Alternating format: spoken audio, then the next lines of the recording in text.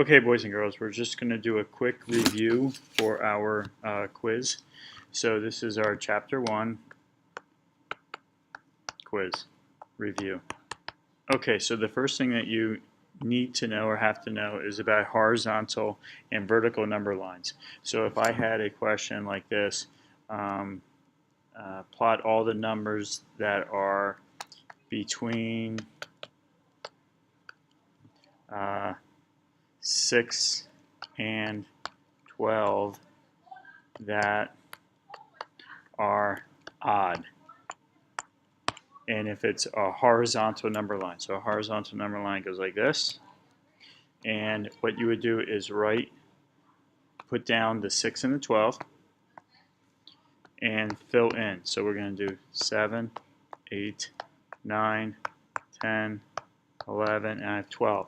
However, it says between 6 and 12, and they have to be odd. So the ones that are going to be in our data set are 7, 8's not odd, 9, 10's not odd, and the last one would be 11.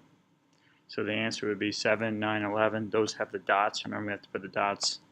6, 8, 10, and 12 will have the little slash. Okay, another one.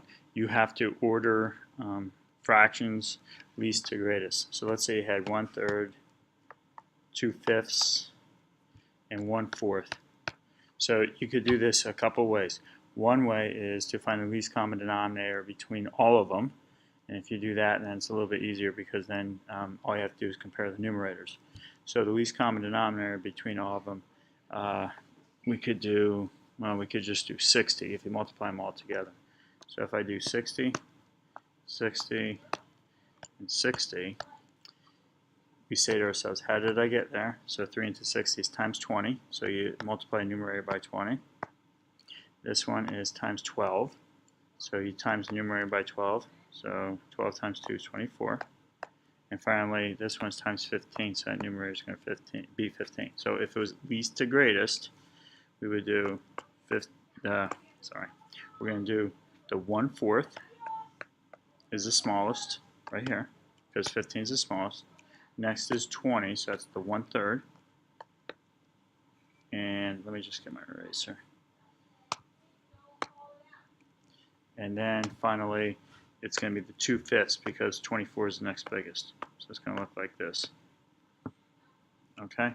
The other way to do it, if you had, let's say 1/3, 3/5, and 2/3, you can compare each one by themselves first. So 5, and remember we're going to compare by cross multiply. So 5 times 1, let me just get a different color. 5 times 1 is 5. 3 times 3 is 9. So we know 3/5 is going to be bigger than 1/3. So I know 2/3 is bigger than 1/3. So 1/3 is going to be the smallest. So it's going to be 1/3 is less than. Now I need to compare. Let me just erase this real quick. Oops.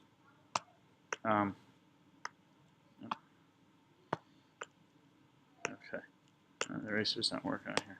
Okay. So, well, I guess I'm not erasing. So if we do this again, we go this way. We're going to cross multiply. We're going to compare 3/5 and 2/3. So what we're going to do, let me rewrite 3/5 and 2/3. If I cross multiply, I get 9 here. So this is going to be 9. And 5 times 2 is 10. So right here, 2/3 is the biggest. So the next is 3/5, and then 2/3 would be the biggest. Okay, the next thing you need to know is to compare two different fractions instead of ordering them. So again, it's pretty easy. It's 1/3, let's say 2/5. Just cross multiply, so that's 5. That's 6. So this is going to be bigger because 6 is bigger.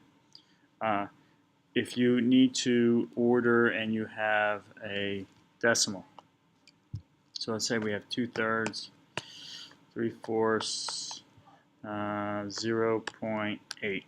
You needed to order them, and let's just do another one, 0.1. Let's say you had to order them in correct order from least to greatest. What you would do is you could do one of two things. You can make these into fractions or these into decimals. I'm just going to go ahead and make these, let's see, I'll make these into decimals. So 2/3, to make 2/3 into a decimal, I'm going to do this. Divide 3 into 2. And 3 goes into 2 0 times. 3 goes into 20. Remember, we put the decimal there. 6 times 3 is 18. Subtract, get 2, and I'm going to tell you right now this is going to repeat. So the answer for 2/3 is going to be 0.6, and we'll cap it at 7.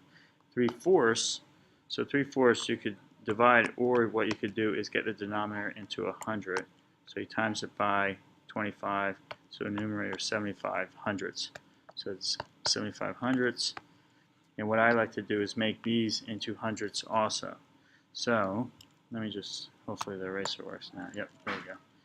All right, let me just do this. I'm going to get rid of, oops, it's not going to erase. All right, I'll just keep going. So we have, actually let me just erase this part. Now it's not erasing again. Okay, I'm not sure why. But we have 0.67 was the 2/3. We also have 0.75. We have 0.80 for the 8/10ths, and this right here is a tenth, which if I make into hundredths, we add a 0, so 0.10, and that's the smallest. And I'm sorry, but I ran out of room. So let me just do another one. We have 0.67.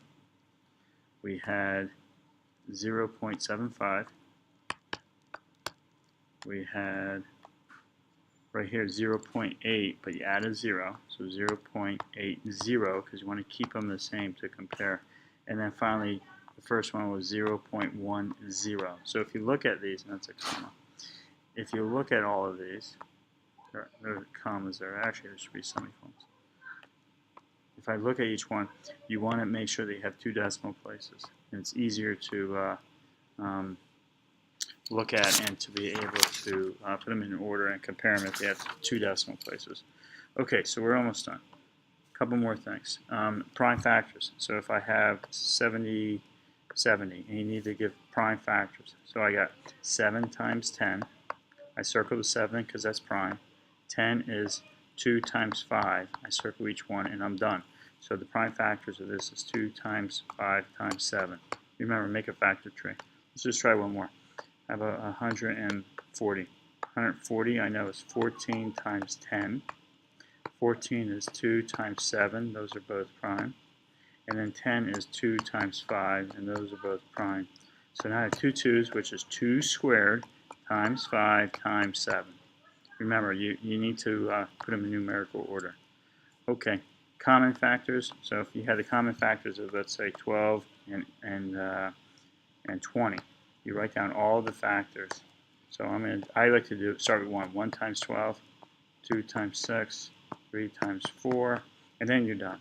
That's enough for that one. 20 is 1 times 20, 2 times 10, 4 times 5. So the common factors are 1, you got 1 here, no 12, no 20, 2 and 2, and then I have 4, 4. So the common factor is 1, 2, and 4. Okay, GCF, and so the greatest common factor of, let's say, 2 numbers is 36 and 48. You get 2 ways to do it, but the easiest way right now is just use a division ladder. Divide by 2, so I got 18 and 24. Divide by 2, I got 9 and 12. Divide by 3, because each one I could divide by 3, I got 3 and 4. You multiply the outside together, so 2 times 2 is 4 times 3, so the answer is going to be 12. So let's do least common multiple. Let's do least common multiple of the same numbers, 36 and 48. What you need to do here is, you could do a couple ways, but one way is to do prime factorization. So 36 is 6 times 6, which is 2 times 3 times 2 times 3. So it's 2 squared times 3 squared. 48 will be 4 times 12. This is 2 times 2. This is 3 times 4. Oops. And this is 2 times 2. So the answer here is 2 to the 4th times 3. So if you remember the least common multiple, what we do is take the biggest of each one. So I look at my 2 sets here of prime factorization. 2 to the 4th is bigger than this one, so I need 2 to the 4th. Times 3 and 3 squared, I need 3 squared, that's bigger. So the answer is 2 to the 4th times 3 squared. and 2 to the 4th times 3 squared. 3 squared is 9. 2 to the 4th is 2 times 2, which is 4, times 2 is 8, times 2 is 16. So 16 times 9. And if you can't do that in your head, you need to write it out. 16 times 9. 4, put a 5 up. 9 times 1 is 9, plus 5 is 14. So the answer is 144. One last thing. If you're comparing decimals like 3.7 and 3.78, remember, you need to make sure you have the same number of digits after the decimal. So add a 0 here, and you notice 3.78 is bigger.